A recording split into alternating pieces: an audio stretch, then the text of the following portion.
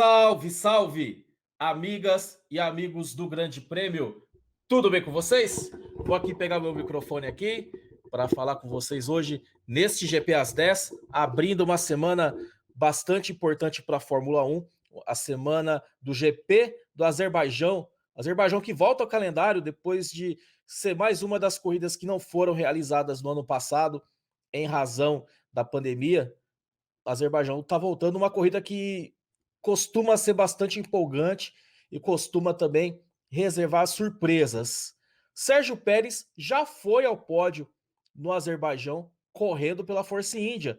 E será que ele vai ao pódio agora, nesse 2021, correndo pela Red Bull? O Pérez, Checo Pérez, é o assunto do meu vídeo, falando sempre. Eu gosto muito do Sérgio Pérez, acho que isso é notório para vocês que assistem aqui ao GP às 10. Já gravei alguns temas falando a respeito do mexicano, gosto dele, eu sempre digo que é importante ter um piloto latino-americano em um cenário, em um grid completamente dominado por pilotos europeus. É importante sim para nós como um todo ter um piloto latino-americano, como eu gostava da época quando tinha também o Pastor Maldonado. É bom, é importante também ter alguém do nosso continente aqui, da América Latina, como é o Sérgio Pérez.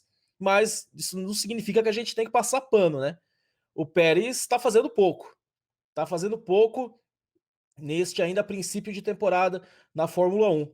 Eu lembro que lá no comecinho, lá antes até do início da temporada, ele pediu 5 corridas para estar completamente adaptado ao RB16B, o carro da Red Bull, para a temporada 2021. E já foram 5 corridas, né? Só que até agora o Pérez não encaixou, e isso muito por conta do seu ritmo de classificação, das suas colocações aos sábados. Ele mesmo reconheceu, o Pérez, que ainda não achou o ponto ideal aos sábados nas classificações. O Helmut Marko, como sempre, né? Ele chega na veia e ele falou, ele tá muito fraco em classificação. E é verdade. E é verdade. Dessa vez, a gente pega no pé do Helmut Marko, mas dessa vez ele tem razão. E, de certa forma, o grid do Pérez, principalmente nas últimas corridas, determinou o resultado dele, né? Se a gente lembrar que no Bahrein foi uma exceção, porque ele nem passou para o Q3, largou em 11º, mas ele teve aquele problema antes da largada, depois ele fez uma corrida muito boa de recuperação, terminou em quinto, mas para o carro que ele tem nas mãos é um resultado ok, é um ótimo resultado, mas tendo a Red Bull, o carro, o segundo melhor carro do grid, ou talvez o melhor carro do grid, era o mínimo que ele poderia ter feito. Em Imola, no GP da Emília-Romanha, ele surpreendeu o Pérez, que naturalmente não é um grande piloto de classificação, mas ele surpreendeu, ficou apenas a 35 milésimos do tempo da pole position, a pole que foi marcada pelo Lewis Hamilton, mas a corrida foi completamente desastrosa para o Checo.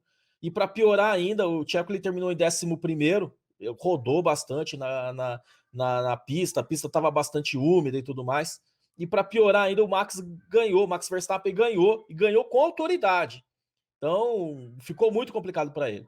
E aí vieram as corridas seguintes do campeonato. Talvez em Portugal tenha sido o resultado mais normal, digamos assim, para o Pérez. Largou em quarto, terminou na quarta colocação, mas aí no GP da Espanha ele até passou mal, ele alegou que teve dor no ombro, aí teve vertigem, tontura, dor de cabeça, tudo. Ele classificou mal, classificou apenas em 8º lugar em Barcelona, terminou em quinto, depois de uma dura batalha com a McLaren do Daniel Ricciardo, terminou em quinto. E em Mônaco, a gente sabe que em Mônaco a classificação é praticamente 100% da corrida. Ele classificou apenas em nono, enquanto o Max Verstappen ficou muito perto da pole position, largou em segundo. É claro que aí na corrida o Pérez ele é um dos pilotos que tem um ritmo de corrida muito bom, e além disso ele acabou sendo também beneficiado pela excelente estratégia da Red Bull dessa vez. Ele acabou ganhando 3 posições no chamado undercut, em cima do Hamilton, em cima do Sebastian Vettel, em cima do Pierre Gasly, contando com as posições que ele ganhou em razão dos abandonos do Valtteri Bottas e do Charles Leclerc. Ele terminou numa ótima quarta colocação, não ótima, uma boa quarta colocação, levando em conta as circunstâncias, mas ele não conseguiu passar o Lando Norris, até porque passar em Mônaco é praticamente impossível, não tem como. E só mesmo você arriscando tudo para fazer uma ultrapassagem em Mônaco, e em Mônaco ele precisava dos pontos, de certa forma que o quarto lugar, na verdade, assim, levando em conta as circunstâncias, tendo o carro sem ter a oposição das Mercedes e os carros que pararam à frente dele, o resultado ok mesmo, o que seria um grande resultado para o Pérez seria pelo menos a segunda colocação atrás do Verstappen. Essa dobradinha que o Pérez está prometendo, de repente conseguir arrancar em Baku, no Azerbaijão, repito, uma corrida que ele vai bem, mas ainda não foi dessa vez que o Pérez foi ao pódio, ainda não foi dessa vez que ele conseguiu deslanchar com a Red Bull. E quando eu falei que o Pérez está fazendo pouco, eu anotei alguns números para comparar o percentual. Eu acho que aí é uma situação um pouco mais justa comparar o percentual do que a Red Bull somou de pontos, do que o Verstappen somou de pontos em cada uma dessas últimas 3 temporadas, para a gente colocar como que o Pérez ele não está fazendo muito mais do que, por exemplo, o Albon fez no ano passado, né? Então a gente vai voltar aqui no tempo um pouquinho. Por exemplo, 2019, contando o período das 5 primeiras corridas do ano, a Red Bull no total marcou 87 pontos, o Verstappen somou 66 pontos, ou seja, 75,86% desse total, e o Pierre Gasly somente 21 pontos, ou seja, 23% aqui do total, é muito pouco. Foi muito pouco, tanto não à toa que a Red Bull ela optou por trazer o Alexander Albon, promover, fazer a troca. O Pierre Gasly, de fato, ele não encaixou na Red Bull. E o Alexander Albon teve até um bom começo com a equipe dos energéticos, principalmente na segunda metade de 2019, mas em 2020 a gente até lembra aquele abandono em relação ao toque que ele teve com o Hamilton, mas ele não conseguiu pontuar bem também. Então, assim, nas primeiras 5 corridas de 2020, a Red Bull somou 113 pontos, o Verstappen somou 77 pontos, ou seja, 68% desse total, e o Alexander Albon somou 36 tentos, ou 31%, 31,8%. Guarde esse número, 31,86%. E nesse ano a Red Bull, hoje líder do campeonato, Max Verstappen, líder do Mundial de Pilotos. A equipe taurina somou até agora, né? 149 pontos. Desses 149, 105 foram do Verstappen, ou seja, 70,47%. E o restante, o Pérez marcou 44 pontos, ou 29,53%.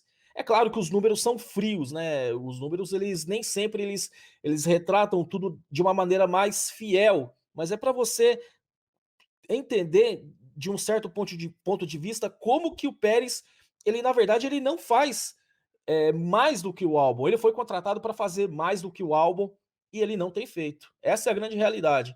Gosto muito do Pérez, acho um baita piloto, fez uma temporada ano passado excepcional, mas ainda está devendo, principalmente em ritmo de classificação, só que você largando atrás em pistas onde a dificuldade para ultrapassar ela é notória, você tem a corrida completamente comprometida, foi o que aconteceu com o Pérez, principalmente em Barcelona e em Mônaco, onde ele poderia e deveria até ter conquistado um resultado melhor. Claro que ele já está sendo cobrado, a Red Bull precisa dele para lutar contra a Mercedes. O Helmut Marko não esquece que o Pérez ele não esteve ali no bolo para pelo menos atrapalhar o Hamilton, não deliberadamente de jogar para fora, mas de segurar o Hamilton para evitar que o Lewis fizesse ultrapassagem sobre o Verstappen. Até agora, o Helmut Marko não esquece disso, ou seja, em teoria, talvez, eu não acredito, mas em teoria, na visão do Helmut Marko, o Verstappen poderia ter marcado até uma outra vitória, e aí existe sim uma decepção muito grande com o Pérez em relação a isso. E aí é que eu volto ao ponto que está aqui no título. Será que estamos diante sim dessa maldição do segundo carro da Red Bull? Desde Daniel Ricciardo, quando ele saiu em 2018, ninguém jamais conseguiu acertar, ninguém jamais conseguiu andar sequer bem até agora nesse segundo carro da Red Bull. O que acontece? Será que é mesmo que todo mundo fala que esse carro ele é totalmente feito ao estilo do Verstappen, e aí quem está no segundo carro tem que se adaptar e muitas vezes sofre com essa adaptação, esse tem sido o caso do Checo Pérez? Pode ser, eu quero saber a sua opinião sobre o assunto. Mas eu reitero, o Pérez é um piloto, para mim, muito bom, mostrou isso ao longo da sua carreira, são 10 temporadas na Fórmula 1, ganhou corrida no passado com a Racing Point, o que não é pouco.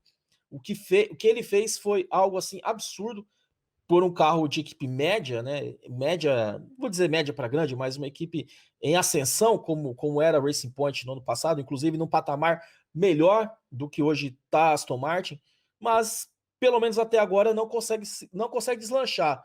Será que é o fato de correr ao lado do Max Verstappen que está intimidando um pouco o Pérez?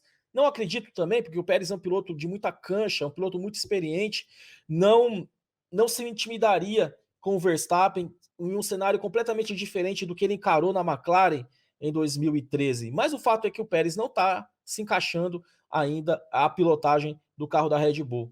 Então é algo que chama a atenção, claro, é algo que espanta até, porque eu até o mesmo volto a falar sobre o Helmut Marko, que ele falou, eu esperava que ele fosse mais ou menos como Bottas tem sido para o Lewis Hamilton, ou seja, aquele piloto que pode até não bater o seu companheiro de equipe, ou como o Valtteri Bottas, às vezes, raras vezes, ele bate Lewis Hamilton, mas está sempre ali, está sempre conquistando posições e pontos importantes, subindo ao pódio com frequência, e o Pérez ainda não chegou em uma situação de ele lutar, ao menos com o Valtteri Bottas, então tá devendo sim, e esse carro da Red Bull, esse segundo carro da Red Bull, que não desencanta de jeito nenhum. Eu quero saber a sua opinião, qual a sua opinião a respeito sobre essa situação. O que acontece é que ninguém consegue deslanchar, ninguém consegue render minimamente dentro do aceitável para a Red Bull, de render, de trazer um bom desempenho, como era, por exemplo, até o Ricciardo em 2018. Daniel Ricciardo lembra que está sofrendo também na McLaren, hein? Daniel Ricciardo sofrendo na McLaren, Sebastian Vettel, esse sim, ele fez uma corrida muito boa em Mônaco, mas é preciso sempre ponderar, porque Mônaco é uma corrida totalmente atípica, a gente precisa esperar um pouco, mas é sempre bom ver o Sebastian Vettel crescendo, somando pontos, sendo competitivo. Fernando Alonso ainda não se achou com a Alpine, tá tomando vareio, essa é a verdade, tá tomando vareio do Esteban Ocon, e dentre esses pilotos que trocaram de equipe, ou colocando o Alonso no balaio também, que ele que ficou 2 anos fora e hoje faz parte da estrutura da Alpine, dentro desses pilotos, o único que tem andado bem e mais ou menos ali no ritmo do companheiro de equipe dele é o Carlos Sainz, que faz um começo de temporada com a Ferrari excepcional.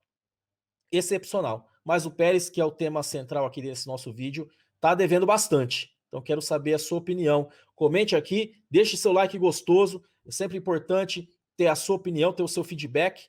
E clique aqui em Seja Membro. Venha fazer parte do nosso clube exclusivo de membros e tenha direito a vantagens exclusivas. Venha com a gente, que você não vai se arrepender. Então fique ligado que nesse fim de semana tem muita velocidade, tem muita corrida e, claro, destaque especial para o GP do Azerbaijão de Fórmula 1. Fique ligado na cobertura do Grande Prêmio. Valeu demais, boa semana a todos, tamo junto, saudações.